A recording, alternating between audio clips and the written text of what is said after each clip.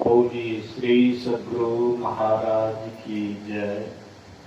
श्री सद्गुरु महाराज की जय।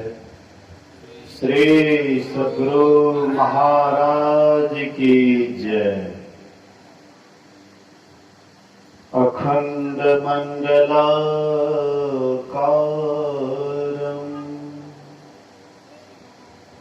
व्याप्तं येन चराचरम् तत्पदं दर्शितं येन तस्मै श्री गुरुवे नमः। धन्य धन्य सतगुरु सुखद महिमा कहे न जाए। जो कछ कहो तुम्हारी कृपा मौके कछो न बसाए। सर्वत्र सर्वदा वर्तमान सद्गुरु महाराज जी के पावन चरणों में कोटि कोटि नमन। उपस्थित गुरुजन, धर्म प्रेमी सत्संगी बंधुओं, पूजनीय माताओं तथा भक्तिमती बहनों, 2 दिवसीय संतमत सत्संग का आयोजन परम श्रद्धेय जोगी मेहता जी के निवास स्थान पर प्रातः कालीन से ही प्रारंभ है। यहाँ घर वाले के अंदर में बड़ी प्रसन्नता है, खुशी है और खुशी खुशी यह सत्संग हो रहा है। पर यहाँ के ग्रामीणों को लगता है कि सुबह में जो सत्संग हुआ तो कम से कम अभी अधिक से अधिक लोगों को आना चाहिए, लेकिन यहाँ आने के बाद लगता है कि शायद किसी काम तक यह आवाज गए हैं कि नहीं गए हैं पता नहीं। लोगों को जितना संसार के काम करने में उत्साह है उतना भगवान की भक्ति करने में उत्साह नहीं है। जितना हम संसार और शरीर को सर्वस्व समझते हैं उतना हम ईश्वर या जीवात्मा को नहीं। मान लीजिए हम आप फॉर्मिश बन गए और वहां से कीमती जूता खरीद करके लाए। जूता छोटा पड़ गया तो क्या करेंगे हम लोग? पैर को कटा करके जूता पहनेंगे। अगर पैर कटा करके जूता पहनेंगे तो उसको लोग मूर्ख नहीं तो क्या कहेंगे? कालिदास जैसे जिस डाल पर बैठा था उसी को जड़ से काट रहा था। हम आप भी ऐसे ही अपने जीवन को अपने से ही काट रहे हैं, अर्थात बेकार में यह समय को गवा रहे हैं।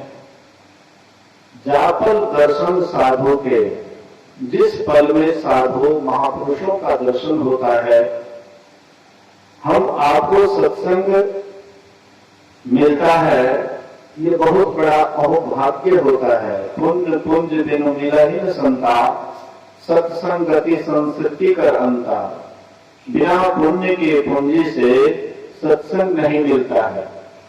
ईश्वर की कृपा होती है तभी हम लोगों का साधु संतों का संग सत्संग मिलता है। यही सभा के लिए कबीर साहब यही सभा में बैठते थे। कभी भी कबीर साहब स्कूल कॉलेज का मुंह नहीं देखे, बराबर आते थे कबीर साहब। यही सत्संग ध्यान ही उनका जीवन था। कबीर साहब को एक बार भगवान का बुलावा आ जाता है कि कबीर साहब बहुत सत्संग ध्यान कर लिए, इसलिए उनके लिए विमान ले जाइए और कबीर साहब को सदैव स्वर्ग लाइए। देवदूत आए और कबीर साहब को प्रणाम करके कहते हैं कि भगवान का बुलावा है, आप चलिए। कबीर साहब रोने लग जाते हैं। राम बुलावा भेजिया, दिया कबीरा रोय, जो सुख साधु संग में वह बैकुंठ न होए। कबीर साहब पूछते हैं कि क्या तुम्हारे बैकुंठ में सत्संग मिलेगा, साधु संतों का संग मिलेगा? कहते नहीं। संसार का जितना भी सुख सुविधा आप देखते हैं, यहां पर मेहनत करने के बाद आपको मिलता है, लेकिन स्वर्ग में बिना मेहनत किए हुए आपको मिलेंगे। लेकिन सत्संग, ध्यान, साधु संतों का संगम नहीं मिलेगा। कबीर साहब रोने लग जाते हैं, रोने लग गए। ले जाओ अपना रथ, विमान ले जाओ, हमको नहीं जाना है स्वर्ग। थोड़ा हम लोग विचार करें कि हम आपको भी कभी कभार सत्संग मिलता है, साधु महात्मा का संग मिलता है। ये तो ईश्वर की बहुत बड़ी कृपा है, लेकिन इस कृपा का हम लोग लाभ लेना नहीं चाहते। सत्संग सुनते सुनते हम लोगों का काम पत्थर हो गया है, सुनना ही नहीं चाहते। लेकिन हाँ, कहीं पर चुगली वाली बात होती है, कहीं पर लड़ाई झगड़ा होता है, मारपीट होता है, देख लीजिए वहां पर कितना आदमी जमा हो जाता है। समझाने वाले की वहां पर कमी नहीं रहती है, तुरंत 25-50 आदमी, 100 आदमी तुरंत जमा हो जाता है। हे क्या मान ली। लेकिन जहां पर ईश्वर भक्ति का प्रचार होता है, परमात्मा की चर्चा होती है, वहां पर लोग नहीं के बराबर होते हैं। कारण है, मनिहारा दुकान में ठसाठस भीड़ होती है, लेकिन वही सोना चांदी की दुकान में जाइएगा तो वहां पर नहीं के बराबर भीड़ मिलेगा। लोग तो अभी रंगीला हो गए हैं, रंगीन, सब कुछ रंगीन खोजते हैं। भागे तो अब होने लगा है तो रंगीन पार्टी, ज्यादा पैसा दे करके आता है, उसमें काफी भीड़ होती है। हर चीज में हम रंगीन खोजते हैं, लेकिन सत्संग आपको सादा की तरफ ले जाता है। कहते हैं खाए सादा निर्भय बाप दादा। अगर हम साधारण जीवन बिताते हैं, कम खर्च वाला जीवन बिताते हैं, तो टेंशन भी कम होता है और हमारा जीवन खुशी खुशी चलता है। इसलिए हम लोगों को साधु संतों के संग में आना चाहिए, महापुरुषों के वचन को सुनना चाहिए, अपने जीवन को करना चाहिए। बोलिए श्री सद्गुरु। हमारे शिव शंकर बाबू कह रहे थे कि ये जो घर वाले हैं बिना कारण के सत्संग करवा रहे हैं, लेकिन हमको तो लगता है कुछ कारण है, लेकिन खुशी वाली कारण है, दुखी वाली नहीं। हमको जानकारी दिए बाबा शादी के वर्षगांठ के अवसर पर यह सत्संग करवा रहे हैं। अच्छी बात है, कोई न कोई लाभ होना चाहिए, सत्संग कराने का भी कोई लाभ होना चाहिए। कोई कराते हैं तो बच्चे के जन्मदिन पर कराते हैं, कोई शादी के वर्षगांठ में ही कराते हैं। कोई न कोई सत्संग कराने का भी होना चाहिए, लाभ होना चाहिए, अच्छी बात है। संत कबीर साहब कहते हैं, कहे कबीर निज रहनी संभारी, असदा आनंद रहे नर नारी। अगर कोई नर और नारी अपने रहनी गहनी को संभाल ले, आचरण व्यवहार को संभाल ले, उसका जीवन आनंद से खिल जाता है। हम लोगों को भी अच्छे आचरण में रहना चाहिए, अच्छे व्यवहार में रहना चाहिए और इसके लिए साधु संतों का संग करना चाहिए, सत्संग करना चाहिए। हम आप अभी सुन रहे थे श्री रामचरितमानस प्रथम सोपान बालकांड से। बंदो प्रथम महीसुर चरना, मोह जनित संशय सब हर नाम। गोस्वामी तुलसीदास जी महाराज कहते हैं प्रथम बंदो प्रथम मही सुर चढ़ना। मही मतलब पृथ्वी, पृथ्वी पर के देवता, सुर मतलब देवता। कहते हैं पृथ्वी पर के देवता को मैं प्रणाम करता हूं। तो पृथ्वी पर के देवता कौन है? तो अक्सर हम आप ब्राह्मण को मानते हैं कि पृथ्वी पर के देवता ब्राह्मण है। तो ब्राह्मण से मतलब यहां पर जाति ब्राह्मण से लेना देना नहीं है। यहां पर है ब्रह्म जनाति जो ब्राह्मण, जो ब्रह्म को जानता है, परमात्मा को जानते हैं, ईश्वर को जानते हैं, अंतर साधना करते हैं, ब्रह्म में विचरण करते हैं, ब्रह्म को जानते हैं, पहचानते हैं, प्रत्यक्षीकरण किए हुए हैं, ऐसे जो होते हैं वे पृथ्वी पर के देवता होते हैं। बोलिए श्री सद्गुरु महाराज जी की। गुरु महाराज जी की तस्वीर है, अभी गुरु महाराज जी की तस्वीर को देख रहे हैं। तो गुरु महाराज जी जिस समय में थे, सशरीर थे, तो लोग उनको कितना चाहते थे, कितना प्रेम करते थे, कितना उनसे लगाव रखते थे। महर्षि शाही स्वामी जी महाराज जब शरीर छोड़े तो बहुत लोग आंसू बहा रहे थे। एक गरीबनी महिला थी, वो कह रही थी आहा बाबा गरीबों का भगवान ही थे, गरीबों का भगवान ही थे। मतलब महर्षि शाही स्वामी जी महाराज के पास चाहे कोई गरीब आए या धनी आए, लेकिन सबको एक ही दृष्टि से निहारते थे। सज्जन दुर्जन जो चली आवे, एक ही दृष्टि निहारे। जो संत महापुरुष होते हैं उनके पास कोई सज्जन आ जाए या कोई दुर्जन आ जाए, लेकिन एक ही दृष्टि से निहारते हैं। महर्षि शाही स्वामी जी महाराज के पास एक बूढ़ी माई बच्चे को लेकर प्रणाम कराने के लिए, अब बच्चे के नाक से घी निकल रहा था। जाकर के बाबा के चरण में माथा सटा भी रे माथा सटा के गोर लागने बाबा करे।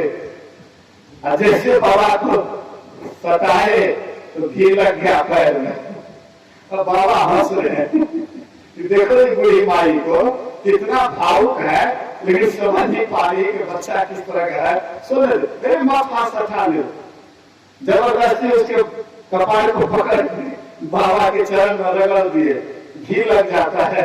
उधर सेवक देख रहे थे, उधर से पानी लाए, धो दिए। बोलिए श्री सद्गुरु। मेरे कहने का ये आशय है, संत महापुरुष जो भी उनके पास आ जाता है सबको एक ही दृष्टि से निहारते। गुरु महाराज जी जिस समय में थे, हाँ पूज्य बाबा कहते हैं उनके संबंध में, जेकरे धरतिया पर केहू न सहारा, जेकरे धरतिया पर केहू न सहारा, ओकरो देखे वाला रोवे हमारा।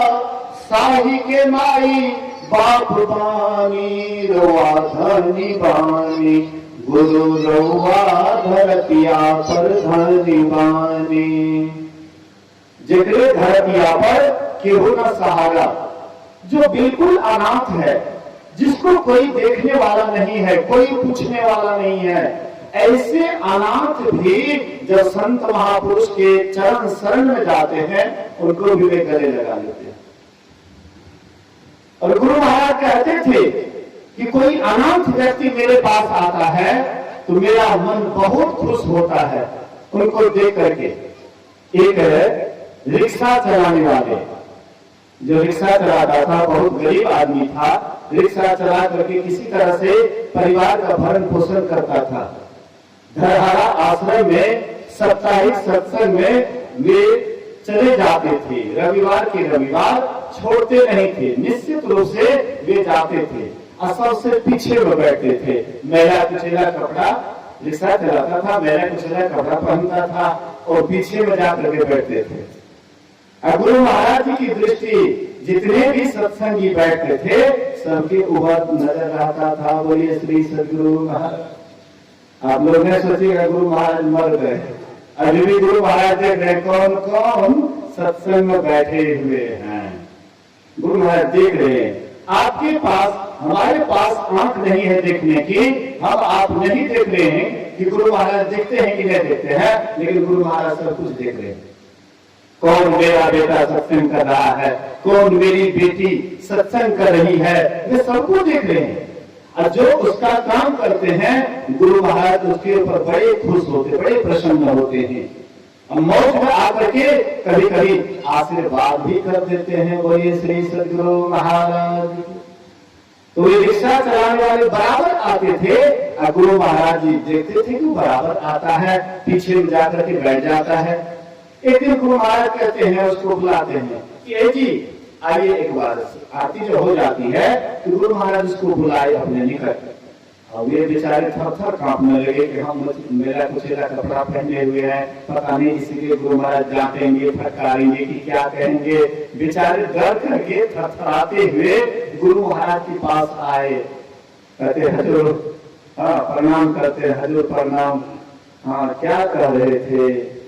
तो गुरु महाराज कहते हैं कि तुम कौन काम करते हो, तुमको हम बराबर देते हैं, सत्संग आते हो, हाँ तुम बराबर सत्संग आते हो, तुम कौन काम करते हो। बोले हजूर रिक्शा चलवे छिए, रिक्शा चलाते हैं, हाँ हजूर रिक्शा चलवे छिए। तो तुम्हारे गांव में कोई धनी आदमी है, जमींदार। बोले कि हाँ हजूर है। तो 5 बीघा उससे मलगुजारी पर ले लो। उस समय में मलगुजारियों कोई भरने वाला हो जाता था, 5-10 बीघा कोई मांगता था तो दे देते थे। हाँ बोले कि तुम मलगुजारी उसका भरना और 5 बीघा जमीन उससे ले लेना और उसमें तुम अलवा लगाओ। बोलिए श्री सद्गुरु महाराज। गुरु महाराज मौज में आकर के हाँ अलवा लगाओ। उस समय अलवा की खेती होती थी। तो वे किसी धनी के आदमी के पास गए, गुरु महाराज जी का आशीर्वाद था, गए, बोले तो वह कह दिए कि हाँ कोई बात नहीं, ले लीजिए। और उसमें अरवा लगाए। अरवा इतना फला, गाड़ी के गाड़ी ढोते ढोते बेचारे धीरे धीरे बहुत जमीन खरीद लिए, धीरे धीरे शहर बाजार में मकान बना लिए, 4 चक्का उनके यहाँ आ गया। मतलब कोई चीज की कमी नहीं रही। बोलिए श्री सद्गुरु महाराज। जब गुरु की कृपा हो जाती है, लाखपति से, खापति से तुरंत लाखपति बना देते हैं। इसलिए मौज में आ जाते हैं संत महापुरुष। लेकिन मौज में कब आते हैं, जब देखते हैं ये मेरा काम ठीक ठाक कर रहा है, बढ़िया से कर रहा है, तब कभी कभी मौज में आकर के आशीर्वाद भी कर देते हैं। इसलिए जिक्र धरतिया पर केहू न सहारा, ओकरो देखे वाला रोले हमारा, अस्थाही के मारी बात बानी।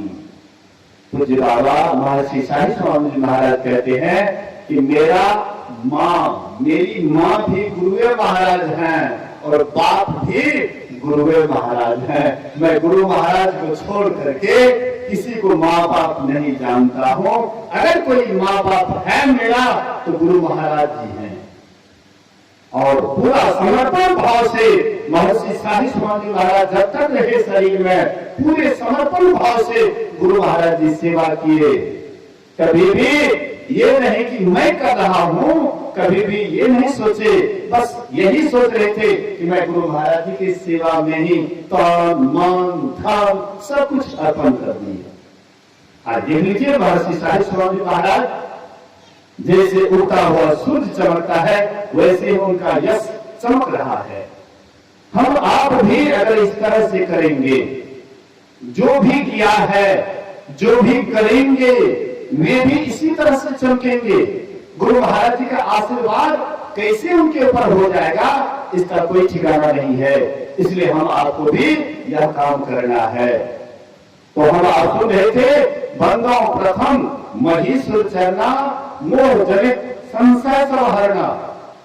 जैसे हम आप देखते हैं कितना हो अंधकार, घनघोर अंधकार है, लेकिन जैसे सूर्य का किरण पड़ता है वैसे ही अंधकार तुरंत रफू चक्कर हो जाता है, भाग जाता है। कहते इसी तरह से आपके जीवन में अनंत जन्मों से अंधकार का पहाड़, मोह का पहाड़ आपके अंदर में घिरा हुआ है। लेकिन एक बार ऐसे संत सद्गुरु की कृपा कटाक्ष रूपी किरण पड़ जाए, आपका जीवन भी उज्जवल हो जाता है, प्रकाशमान हो जाता है। अब आप अभी कहां पड़े हुए हैं? बोलिए श्री सद्गुरु महाराज की जय। हम लोग कहां पड़े हुए हैं? तो कहिएगा कि प्रकाश में हम लोग हैं अभी, लेकिन प्रकाश में हम लोग नहीं हैं। हम आपका शरीर प्रकाश में है, लेकिन हम आप अंधकार में पड़े हुए हैं।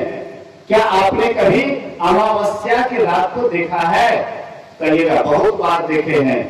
अमावस्या का जो रात होता है बिल्कुल घनघोर रात होता है, अपना हाथ पांव भी नहीं सूझता है। बिल्कुल उसी तरह से हम आपके भीतर में भी घनघोर अंधकार भरा हुआ है।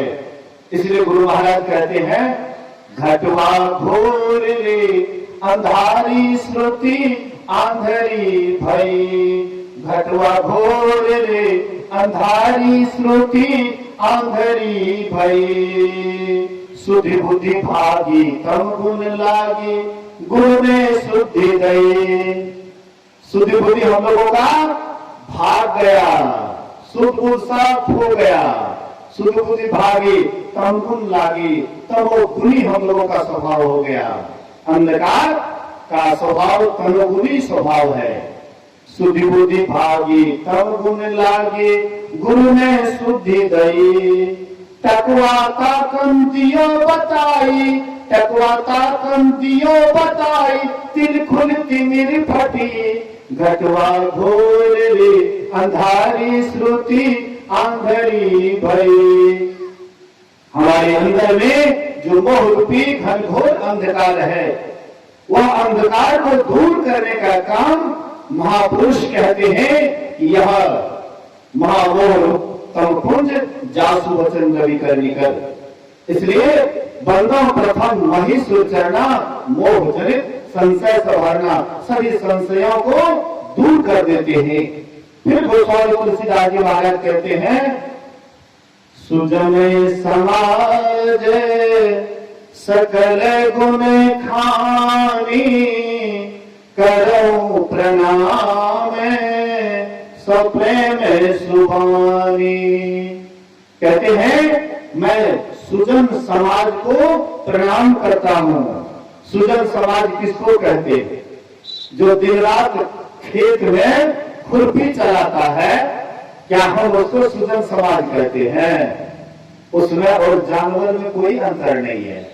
पेट के लिए जानवर भी जीता है, हम मनुष्य भी केवल पेटे के लिए जीते हैं। तो हम में और पशु में कोई अंतर नहीं है।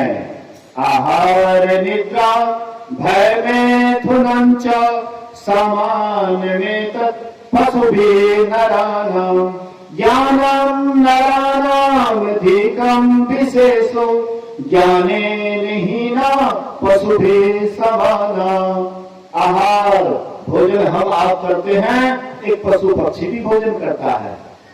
निद्रा हम आप भी रात में सोते हैं, एक पशु पक्षी भी सोता है। भय अपने प्राण का जैसे हम आपको डर है, एक पशु पक्षी को भी अपने प्राण का डर है। मैथुन संतान उत्पत्ति एक मनुष्य भी करता है और एक जानवर भी संतान उत्पत्ति करते हैं। कहते यही चार काम में ही आपका जीवन बीत रहा है, तो आप जानवर से विशेष नहीं है। बिना पूछ के आप पशु के समान हैं। इसीलिए सुजन समाज किसको कहते हैं? गोस्वामी तुलसीदास जी महाराज, जहां के लोग सत्संग ध्यान से जुड़े रहते हैं। बोलिए श्री सद्गुरु महाराज। जहां के व्यक्ति, जहां के समाज, जहां के लोग सत्संग ध्यान के प्रति अधिक आस्था रखते हैं, विश्वास रखते हैं, सत्संग ध्यान मनोयोग पूर्वक करते हैं, वहां के लोगों को भी गोस्वामी जी सुजन समाज कहते हैं, सुंदर समाज कहते हैं। गुरु महाराज जी छपरा शहर गए हुए थे। छपरा शहर के पास एक टोला है मेहतर का। मेहतर मतलब डोम, जहां पर डोम की एक लंबा बस्ती है। वहां पर ज्यादातर डोम रहते हैं, लेकिन उस टोला में जाने के बाद पता नहीं लगता है कि ये डोम का घर है। सुअर तो कोई पालते ही नहीं है, असल के सब सत्संगी हैं, दरियापन से जुड़े हुए और सबके सब सत्संगी हैं, सत्संग ध्यान में सब कोई जुड़े हुए हैं। इतना साफ सफाई गुरु महाराज बोले कि 1960 में मैं छपरा गया हुआ था, लेकिन इतना साफ सफाई हमने देखा कि मैंने सोचा कि ये तो लगता है कोई ब्राह्मण का टोला है, इतना साफ सफाई। वहां पर एक सत्संगी का नाम तहवर दास था और वे एक दिन छपरा शहर में बाजार में झाड़ू लगा रहे थे, झाड़ू चला रहे थे। दो विद्वान महात्मा, सन्यासी महात्मा उसी रास्ते से गुजर रहे थे, तो महात्मा को देखते हैं, ये झाड़ू को नीचे रख देते हैं और दूर से ही प्रणाम करते हैं, प्रणाम महात्मा जी। महात्मा जी आशीर्वाद करते हैं, उसके बाद कहते हैं, महाराज जी कुछ हमें भी आत्मा के संबंध में बतलाइए। महात्मा तो आश्चर्यचकित हो गए, एक साधारण झाड़ू चलाने वाला व्यक्ति और मुझे क्या पूछ रहा है कि महाराज जी मुझे आत्मा के संबंध में बतलाइए। महात्मा जी कहते हैं कि क्या तुमने कभी आत्मा के संबंध में सुना है? बोले कि हाँ, हमारे गुरु महाराज आते हैं, कभी कभी हमारे गुरु महाराज आते हैं। खपड़े का सत्संग भवन भी बना हुआ है गांव में और वहां पर गुरु महाराज आते हैं और वही कभी कभी सुनाते हैं। अगर हुजूर समझाने का कोशिश करेंगे आत्मा के संबंध में तो जरूर समझ सकता हूं। वे महात्मा लोग कहते हैं कि मैंने सोचा कि तुम्हारे जैसे व्यक्ति इस ज्ञान के योग्य नहीं है, लेकिन आज मुझे पता लगा कि तुम्हारे जैसे लोग भी आत्मा के संबंध में आत्मज्ञान के खोजी हैं। मैं अभी विदेश जा रहा हूं, लेकिन जब उधर से लौटूंगा तो तुम लोगों के बीच में भी यह आत्मज्ञान का प्रचार करूंगा। कहने का मतलब है, महापुरुष संत महापुरुष कहते हैं कि सुजन समाज किसको कहते हैं? जहां के लोग सत्संगी होते हैं। गुरु महाराज कहते थे, गुरु महाराज जी के गुरु बाबा देवी साहब कहते थे, लाला सबसे ऊपर रखो आध्यात्मिकता को, उसके नीचे रखो सदाचारिता को, उसके नीचे रखो सामाजिक नीति को, उसके नीचे रखो सामाजिक नीति को और सबसे नीचे रखो राजनीति को। लेकिन हम आप अभी क्या करते हैं? जब वोट का समय होता है, राजनीति का समय होता है, तो बढ़िया बढ़िया आदमी उसमें कूद जाते हैं, पैसा की लालच में राजनीति करने लग जाते हैं।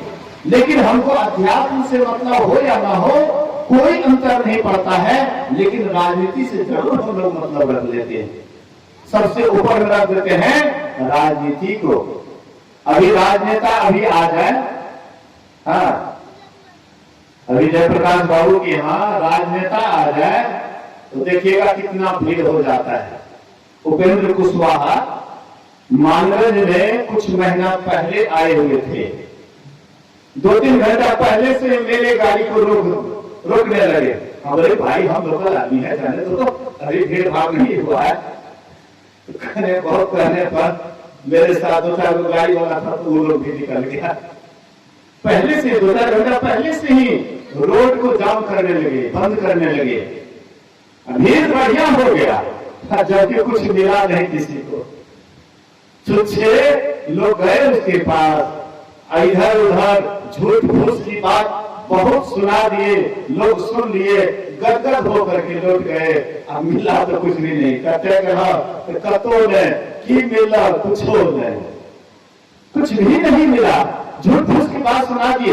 लेकिन जहां पर सच्ची बात सुनाया जाता है, जहां पर आत्मा परमात्मा की चर्चा सुनाया जाता है, जहां पर आपके उद्धार का बात सुनाया जाता है, वहां पर हमको कोई मतलब नहीं रहता है।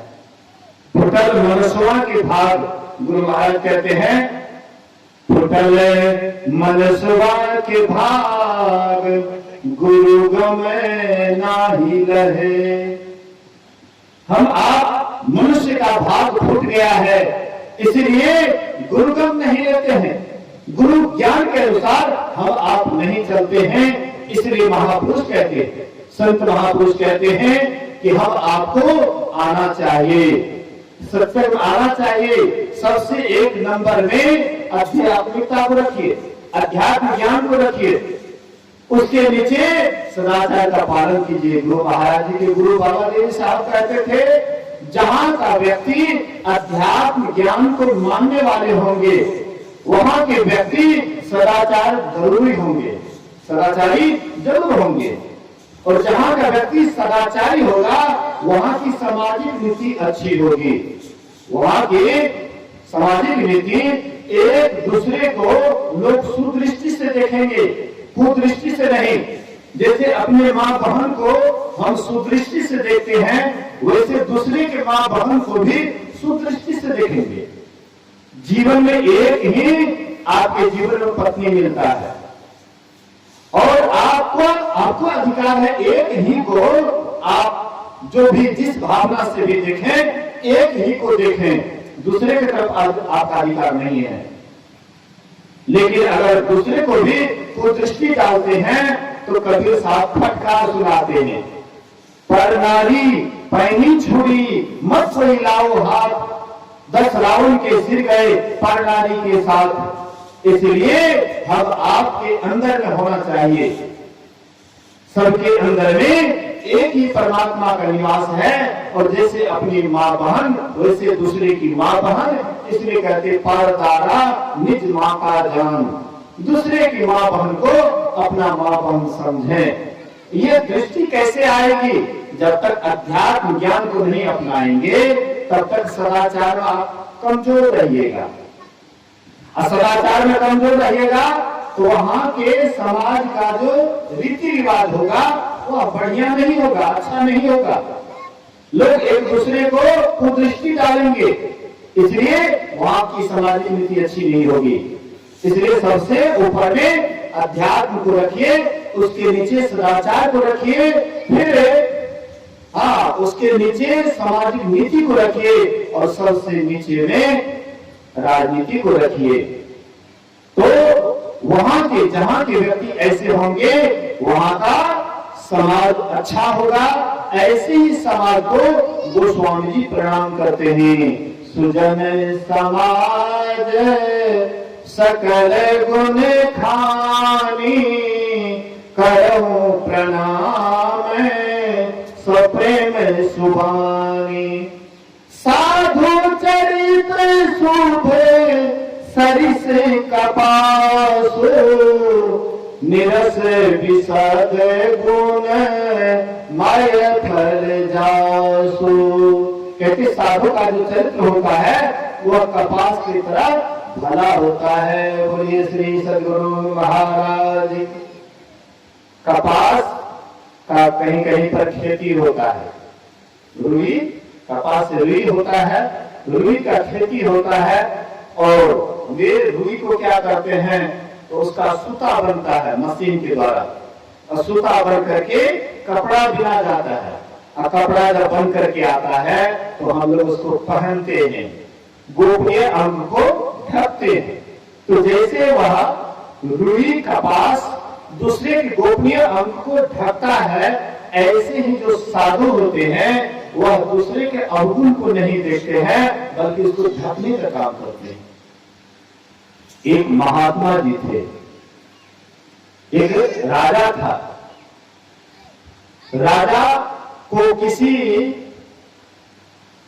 विधवा से स्नेह हो जाता है, प्रेम हो जाता है और दोनों के संजोग से उनको गर्भ रह जाता है। और वह जब गर्भवती हो गई, धीरे धीरे लोगों को जब मालूम हुआ तो लोग निंदा करने लगे। तो राजा क्या करते हैं, राजा पैसा दे करके वह विधवा को पैसा दे करके सभा के बीच में उनसे कहलवा डालते हैं कि ये संतान राजा का नहीं, ये संतान फलाने महात्मा का है। और महात्मा जी भी उसी सभा में थे। उनका चेला भी था। चेला से रहा नहीं गया कि गुरु महाराज के ऊपर जो आक्षेप लगाते हैं, चेला से रहा नहीं गया। और वह चेला जाकर के कहता है, ए बच्चा, अरे तू किसका है, तू किसका संतान है, तू ही बोल सही बात। तो वह गर्भ वाला बच्चा कहता है कि राजा साहब का। राजा साहब सबके बीच में लज्जित हो गए। उसके बाद गुरु महाराज उसका इतना डांटे, रे मूर्ख, अरे राजा भगवान के समान होता है, लोग उसको आदर की दृष्टि से देखते थे, सबके बीच में तुमने उसकी बेइज्जती किया है।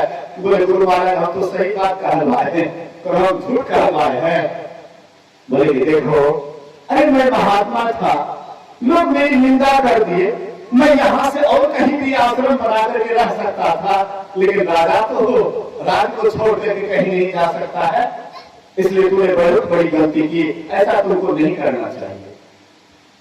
मतलब जो साधु महात्मा होते हैं, दूसरे के अवगुण को नहीं देखते हैं, अवगुण को ढकने का काम करते हैं, ऐसे होते हैं साधु, ऐसे होते हैं महापुरुष। और उसी की लोग बड़ाई करते हैं।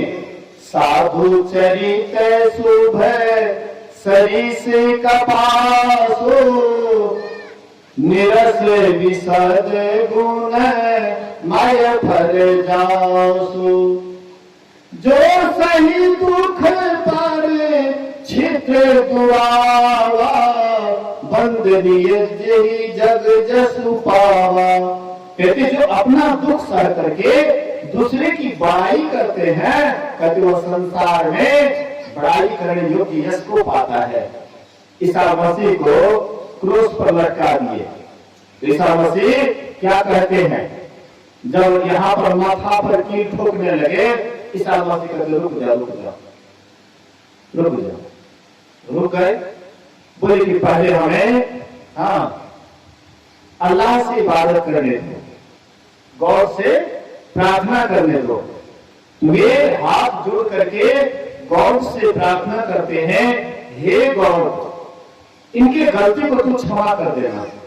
ये जो हमें कर रहे हैं, इतना जो यातना दे रहे हैं, तुम इनके गलती को क्षमा कर देना। अब देखिए, महात्मा को कष्ट पर कष्ट दिया जा रहा है, लेकिन महात्मा क्या करें, इनके गलती को क्षमा कर देना। महर्षि दयानंद सरस्वती, बोलिए श्री सद्गुरु महाराज की।